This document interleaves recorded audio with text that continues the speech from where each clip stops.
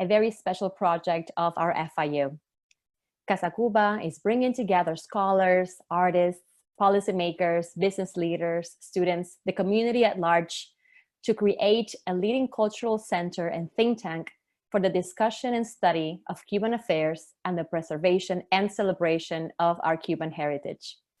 This will be our Cuban home away from home, a home for Cubans, but also for everyone else who is curious and passionate about Cuba and the Cuban community. CasaCuba has attracted influential board members. We have secured a prominent site on the FIU campus for our state-of-the-art facility, and we have received significant philanthropic support towards the construction of our home, including prestigious grants from the National Endowment for the Humanities and the Knight Foundation. Our facility will feature galleries for interactive exhibitions, classrooms where faculty will teach the more than 70 courses on Cuba currently offered at FIU, and a venue for events, artistic performances, and dynamic programming, such as the Contemporary series. Contemporary is just a taste of what you will experience at CasaCuba. This initiative is envisioned as a series of intimate conversations featuring leading Cuban voices from the art industry, including artists, gallerists, curators, and other visionaries. The conversations are recorded and preserved for posterity as part of CasaCuba's oral history collection, and will inspire us to reflect on the profound intersections between art and the Cuban identity and experience. We are truly privileged to be joined by Cuban artist, art consultant, and fine art appraiser Rochi Llaneza as a special guest this evening. Thank you, Rochi, for joining us today. I would also like to thank FIU alumna and independent curator Danielle Damas for moderating the series, and thank our friends at Carta, the Miami Beach Urban Studios, and our CasaCuba team for all the hard work behind the scenes to coordinate the program. Thank you all for joining us. I hope to see you at future events, and I encourage you to get involved in the historic effort to build our CasaCuba at FIU. There are many ways to support the project and become a founder, and we need your help to make this dream a reality. Thank you, and enjoy the conversation.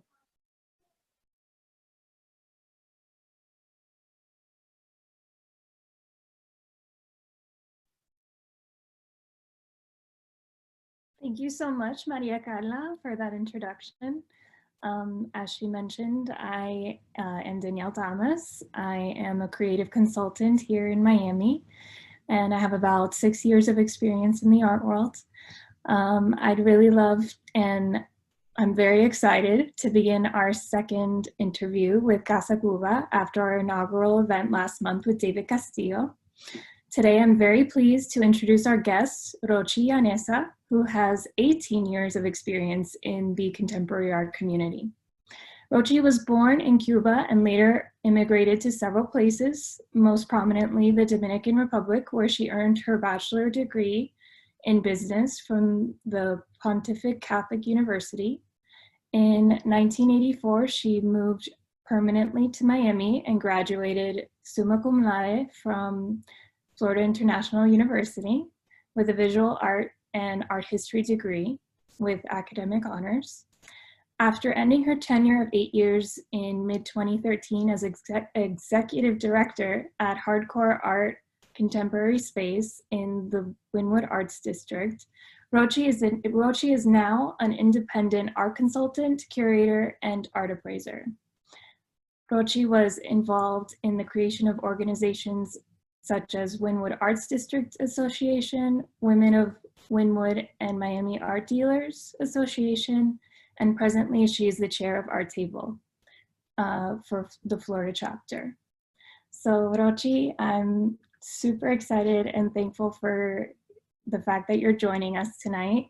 And I'm really excited to just get into talking to you today, since we have such a common interest in the art world.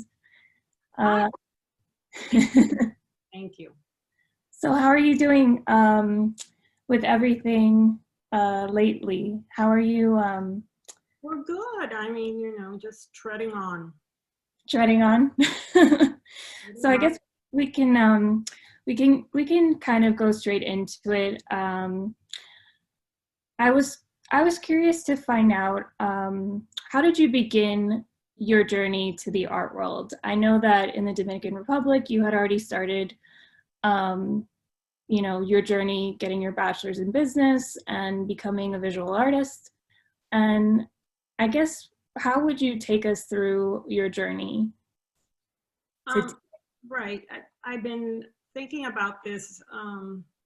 I've always known this, but I think I thought about it harder because of this interview. I think that it all sprouts from my mother and my mother's family, and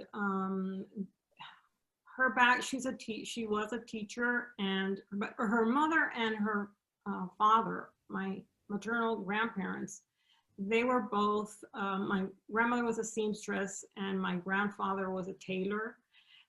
But it wasn't just a seamstress and a tailor. They were actually creatives, because they would create the patterns and execute the object after designing the patterns. So that was passed down to my mother and her 3 sisters, and they were all seamstresses at an early age, even though they all went on to do different things. Even though 2 of them followed that, and they were in the fashion world all their lives as designers and also seamstresses. So I think that it was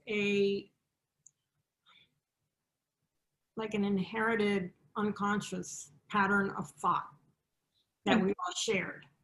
Right, like this appreciation for the aesthetics. And I mean, I see the fashion in your... And I continue to explore that. Mm-hmm.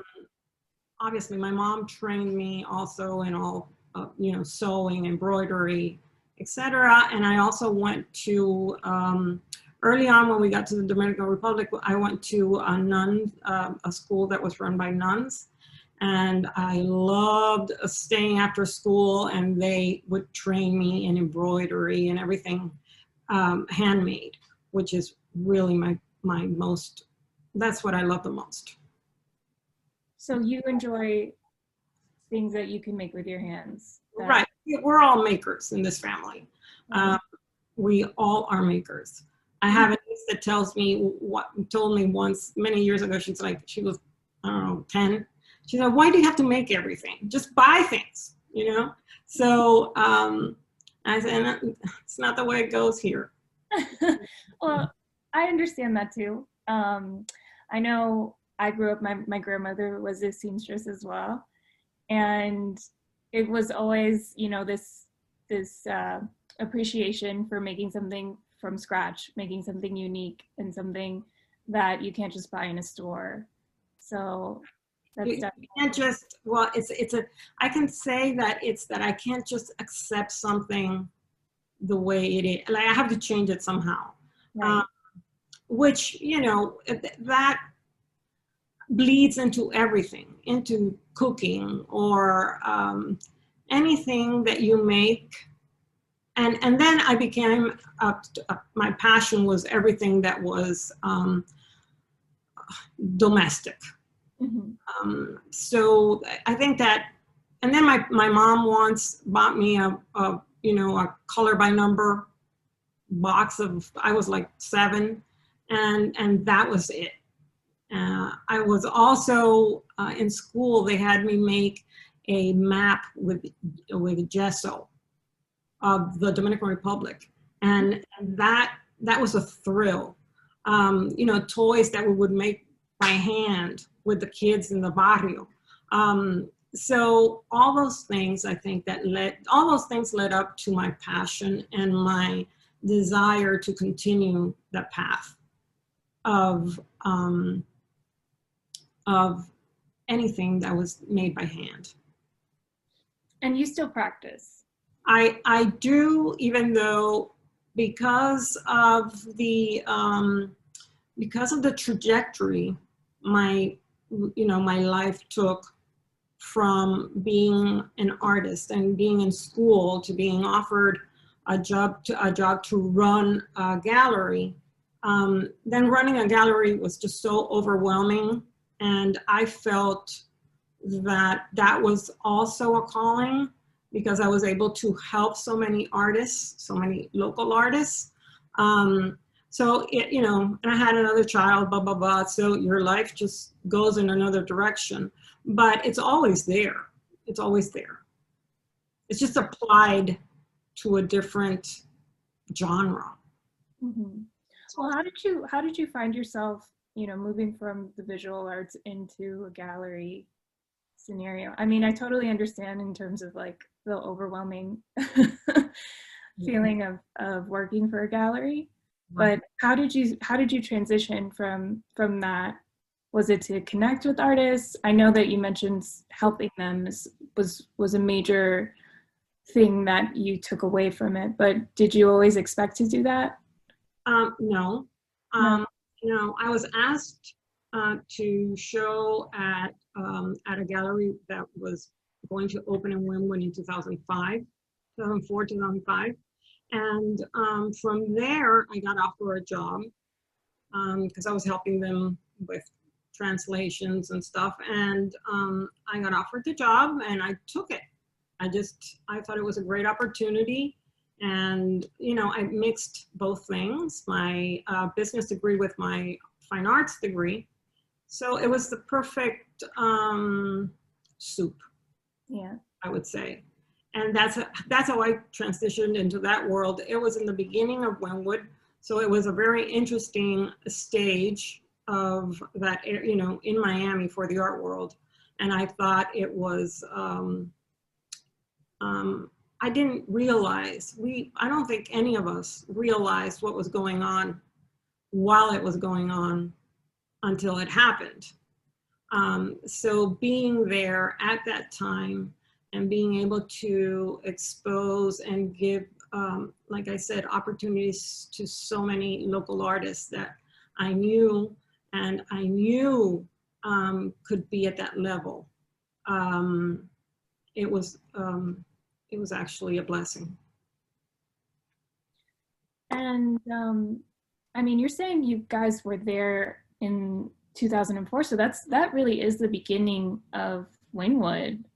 Well, back then there was, you know, it was Bernice was there. Mm-hmm. She had recently gone there. Bernice, you know, Dorsch. So I don't want to leave anybody out, but it was a group of us, Dot 50. And yeah, it was truly the beginning of everything. And everybody was pushing to, and then obviously Art Basel was the big trigger, you know, and not just Art Basel, but with Art Basel came all the art fairs, Scope and all the other art fairs, and that interesting, you know, period. Right. And so that's how that whole stage of my life happened. Mm-hmm. And obviously, you know, Miami has transformed in so many ways since the beginning of that time. And I guess I'm curious to know what how your interests have evolved over the years, at least like in art, or what you've seen change. How do you see your own interests evolving? So after that whole, you know, great time we had there in Wynwood, where everybody was, and actually Wynwood was more important outside the United States than, I mean, even Miami. Everybody wanted to come to Wynwood because we would do art fairs all over the world, and that was just that's what was happening. It was the place for art. So that you know, that took years, and then obviously the recession came, and we overcame that, and my interests turned to helping the cultural scene in Miami the best I could. And that's why I became so involved in all these organizations and the promotion of local artists. Obviously, everything exploded, and then Wynwood imploded, and that's when I became independent. So, I mean, when it gentrified, so everybody, was scattered everywhere and doing different things. And that's when I went into doing curatorial projects independently and art consulting. That was 2013. Was it difficult to just make that kind of shift? No, I mean, no, I follow my intuition, and and I truly believe in my gut that things happen for a reason, and you just evolve as a human being. I don't fight it. If that's where it's going, then you try to be the best you can at what you have to do at that time. So you put your whole heart into it, and you just move forward. Always the underlying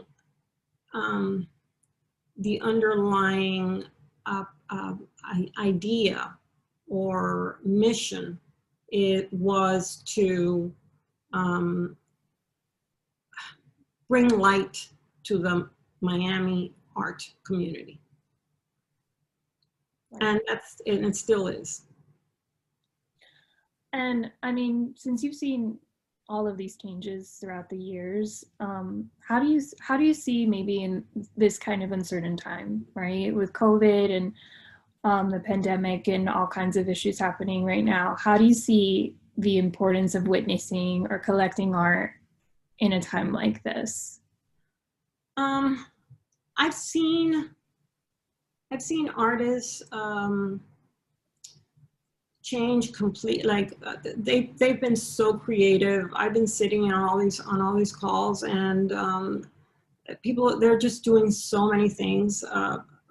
But I will say that being here during the recession, and being in Wynwood during the 2008 recession, I remember in 2007, when we would go to an art fair, we would sell the art fair booth within, sometimes it was minutes. And then in 2008, nothing was happening. And Art Basel contracted from being 22 fairs to being, 5. And that too changed. We had to change the strategy. Everybody had to change their plans.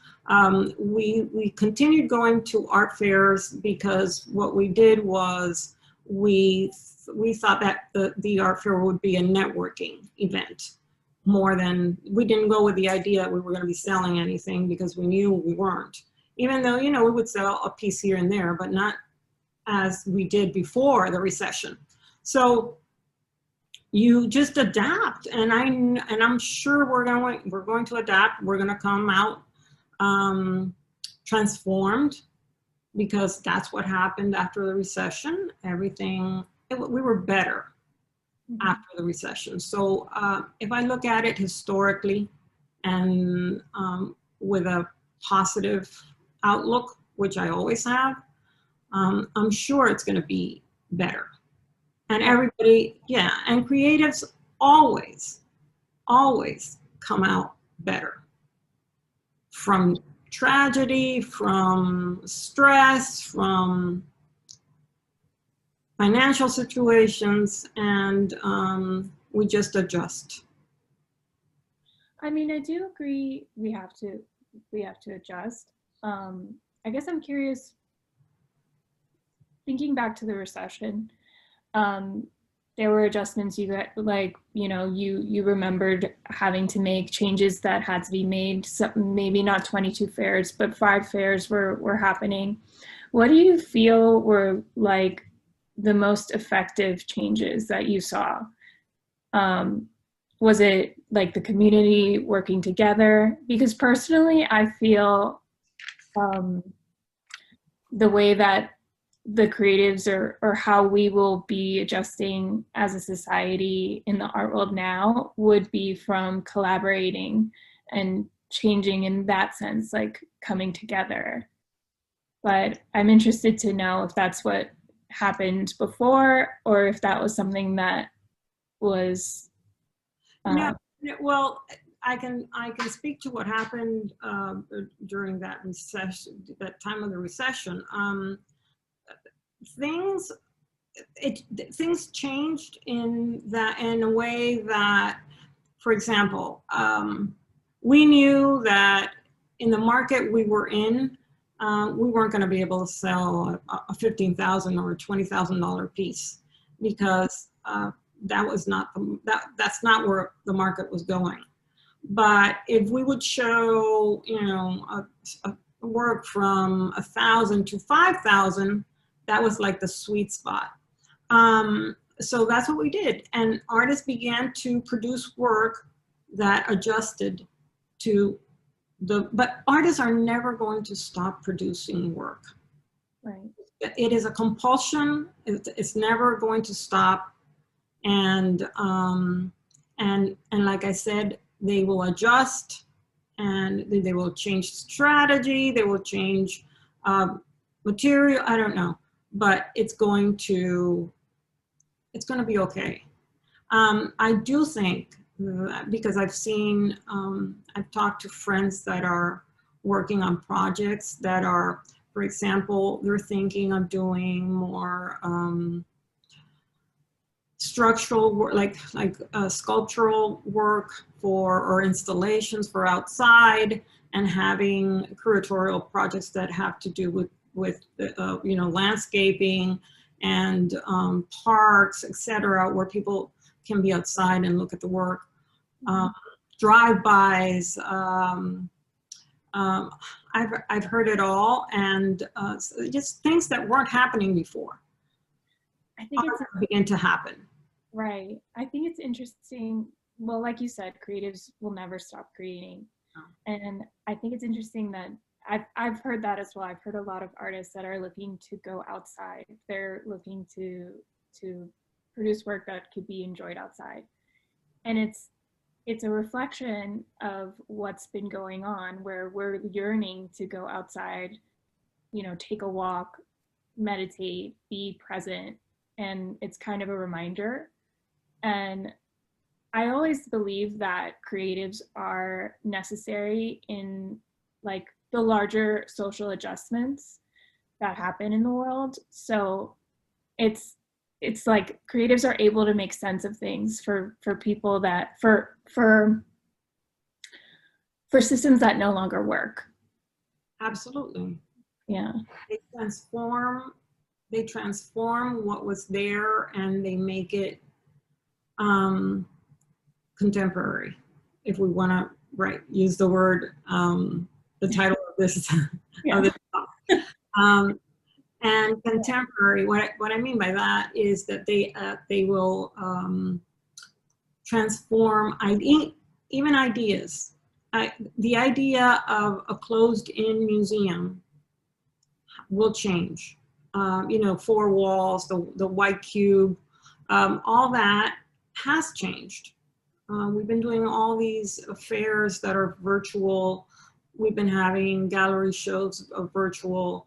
And I think that as things begin to change a little bit more, other creative outlets will happen, for sure.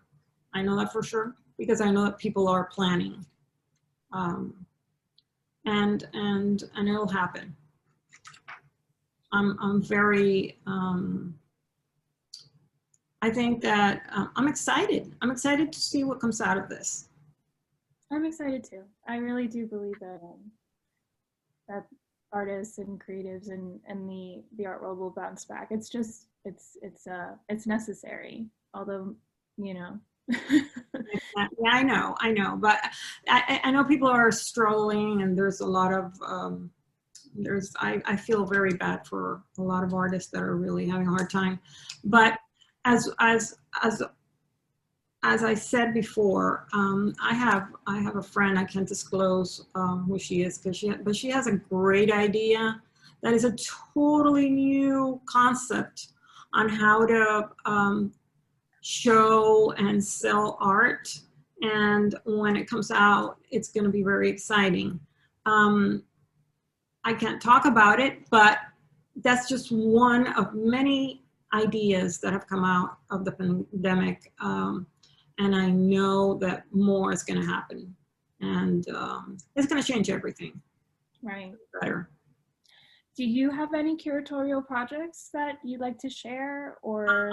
I'm working on I'm working on something, and but I'm not ready to talk about it yet because it's actually with this artist that I mentioned. Now I'm totally immersed in my art appraising. When I'm starting with the art appraising business, so that's what I'm doing right now.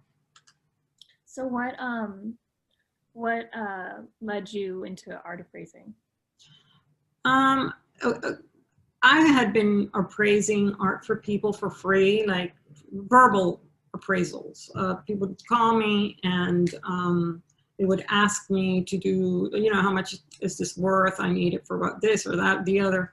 And I would be doing it, I was doing it for free. So after my mom passed away last year, I decided to take some time off for myself.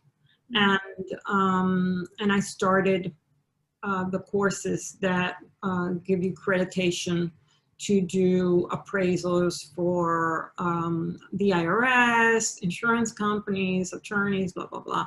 So it's, so I went,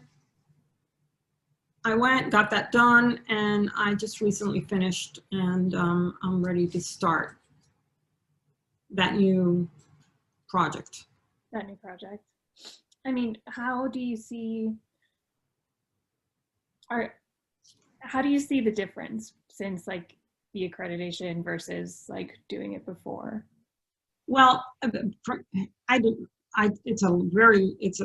have to take a course. It's a course on appraising, and then you have to also take an aesthetic course in order to get all the credentials.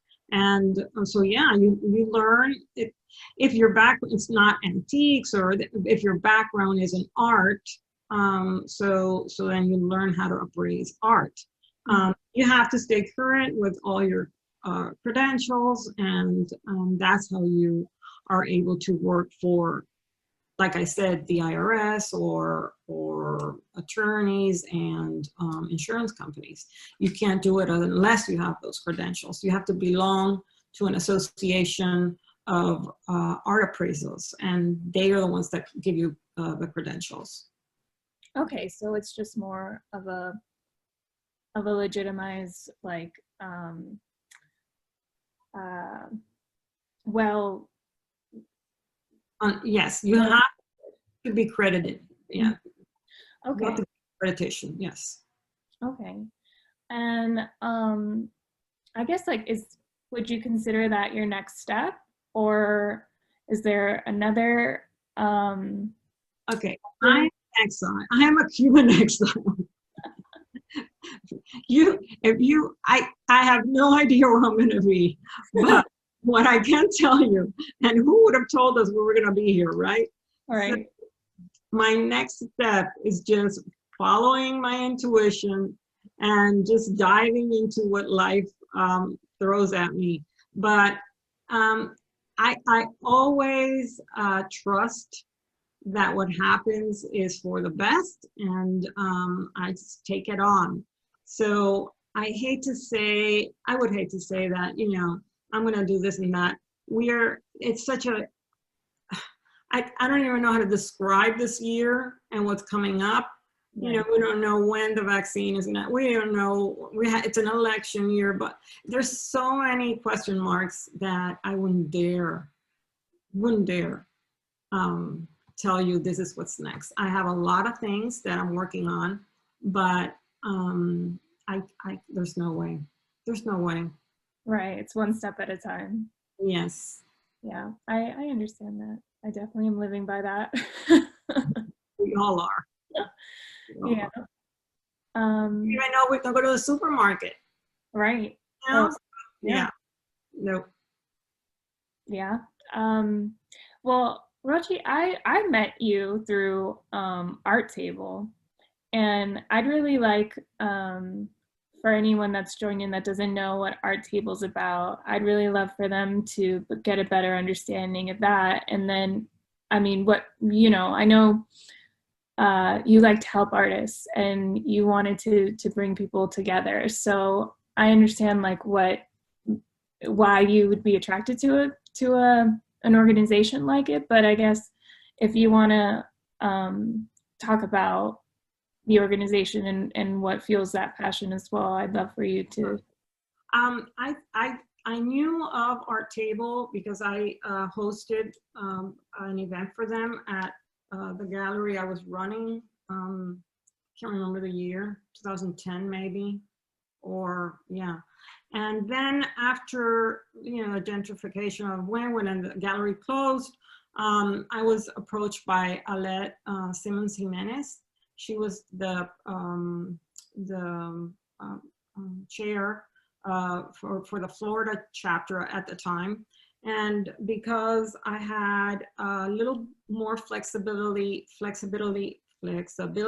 in my schedule, I decided to join.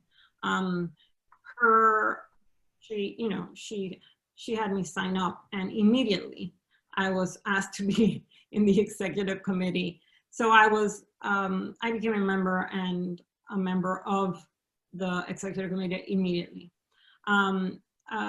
Art Table started in 1980, and the founders were Joyce Pomeroy and Lila Harnett. And it started in New York. At the time, Lila Harnett was a journalist, and it's interesting because she was a journalist in the 70s, and she would sign her name L.A., I think, Harnett, you know, not disclosing that she was a woman, to not disclose that she was a woman, because those were the times. Mm-hmm. And then meeting all these interesting, intelligent women in the visual arts, they decided to meet for lunch and network that way. They were not able to network like men. They would go to bars and exchange business cards.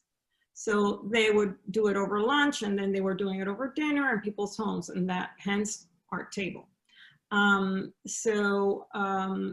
It began to, you know, as a group of women that needed to support each other and network in the visual arts. Women that were conservators and administrators, educators. That's how it all started. And we're celebrating our 40th year. It's a national organization, and Miami's a thriving chapter.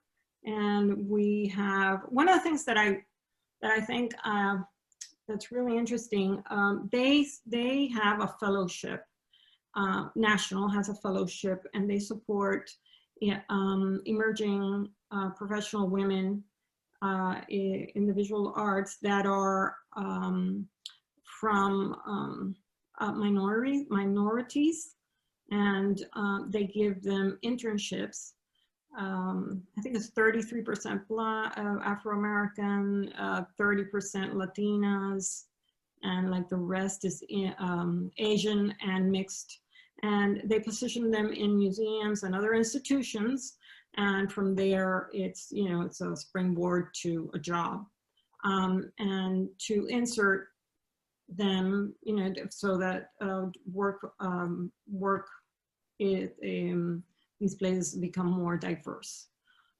So that's a great program that they have. We have, in Miami, we have a mentee program as well that was started when I started.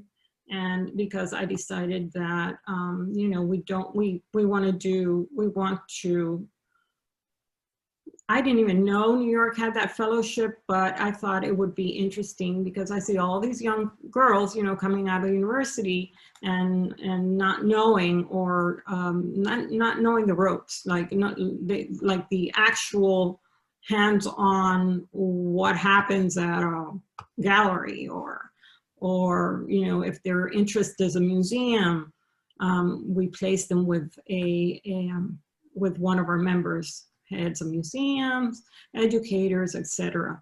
And that worked out great. We've done it for 5 years, 5 years. This year we're working on it. You know, everything has been delayed because of that.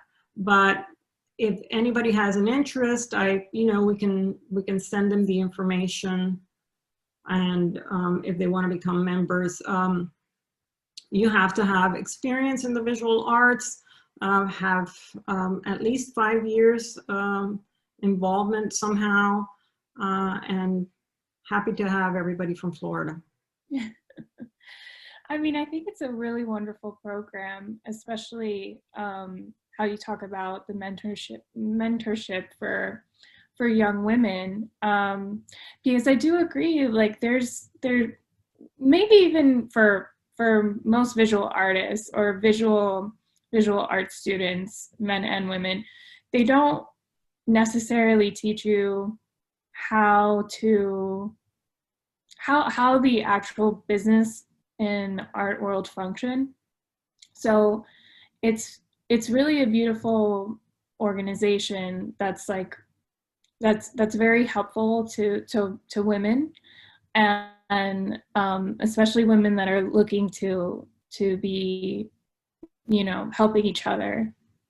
Right. Well, it's not, well, that one of the most interesting programs we've had happened when you became a member this summer, and we contacted all our members because we really wanted to know how they were doing individually. And this idea came from our board member in New York. She's from Miami, Rochi Llaneza.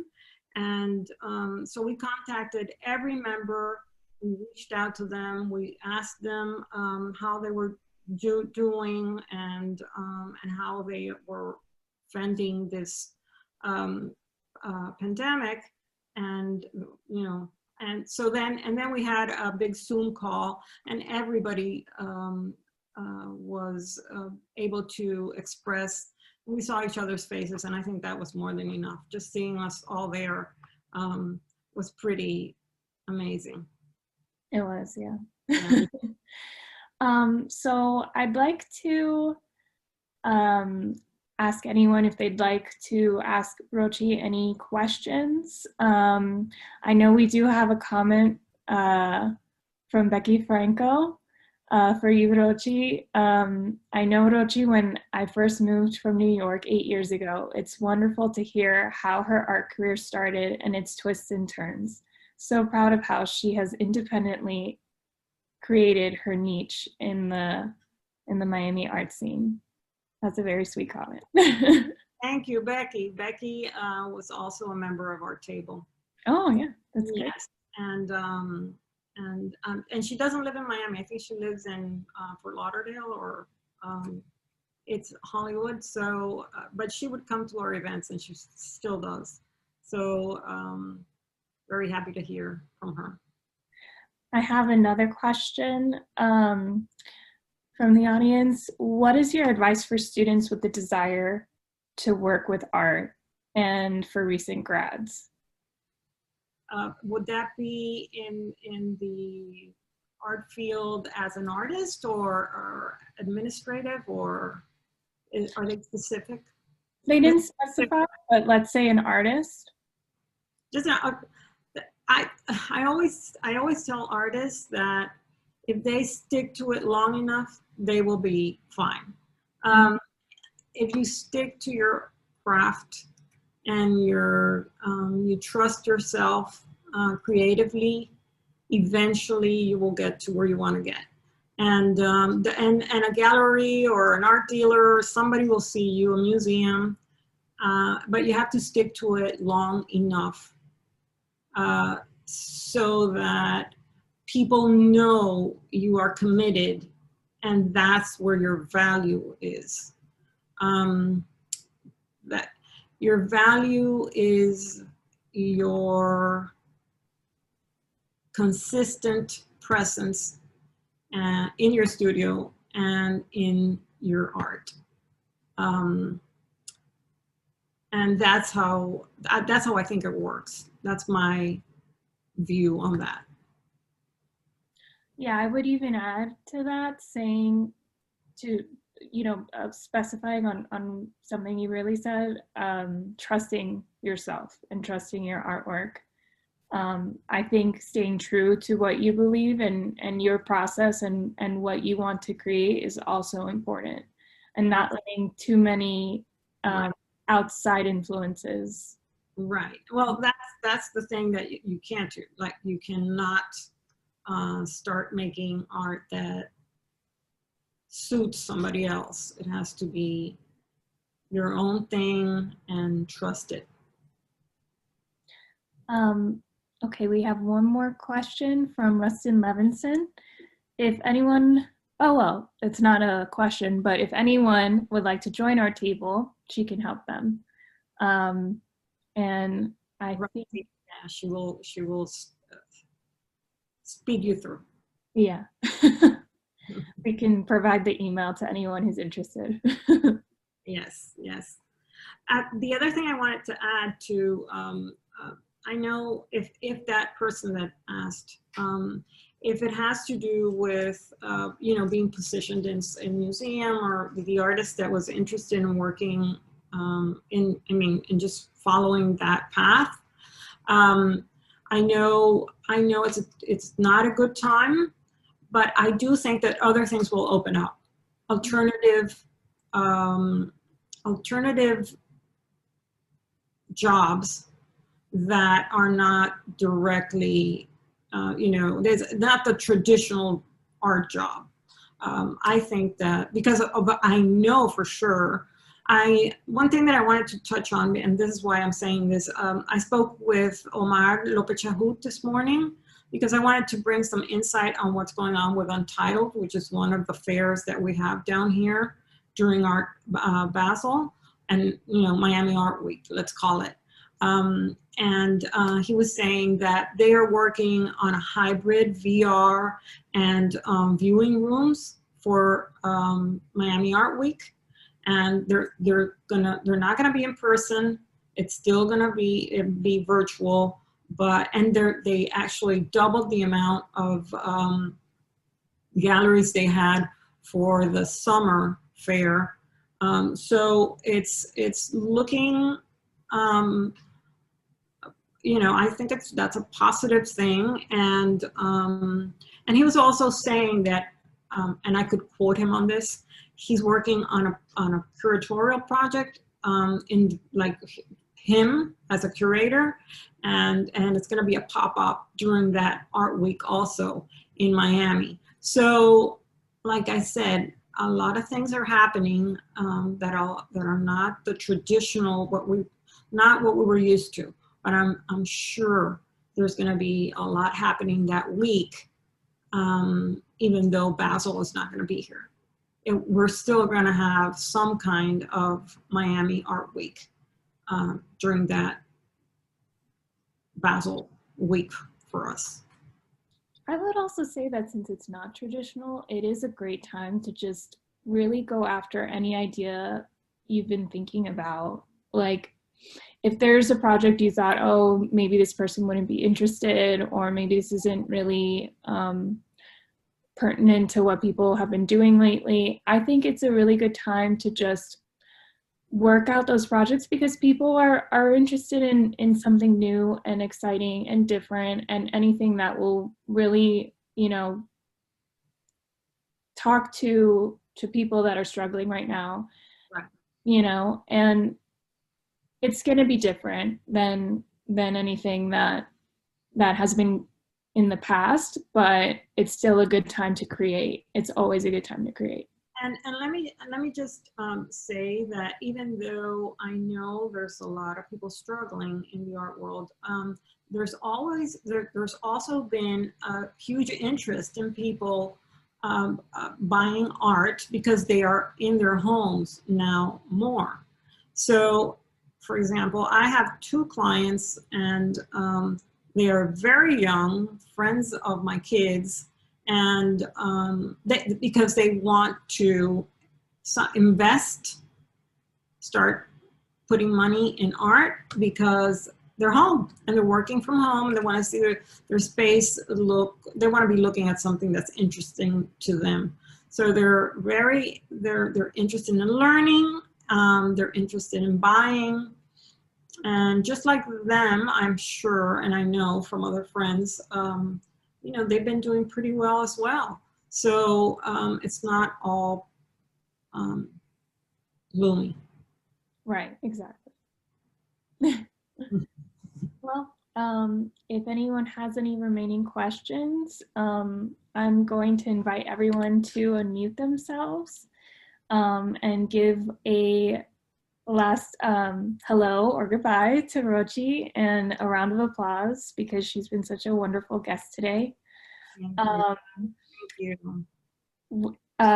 Please stay tuned next week as we interview our 3rd guest, Renee Morales, the Chief Curator of the Perez Art Museum, Miami. It will be Tuesday at the same time, 5:30, and we'll be posting the RSVP link at the end of this interview. But in any case, I'd love for everyone to say hello or give a shout out, and thank you so much for coming. Thank you for coming, everybody. Rochi, Anakin, awesome presentation, loved it. Very good, very good. Good work, Mom. Great job, Rochi. Hi, Rochi. Hi, Rochi. I'm proud of you, prima. Yeah. Rochi, thanks for being so optimistic. Good job, Danielle. Thank you, Rochi. Yes, thank you, Rochi. Thank you all. Thank Beautiful you. women. Thank you all for joining. Thank you. Thank you. Next, Mike, put on your lipstick. Gracias, tía Rochi. Bye. Bye, everybody. Thank you. Thank you, guys. Bye. Thank you. Good job, Bye, Danielle. Rochi. Bye, Marisa.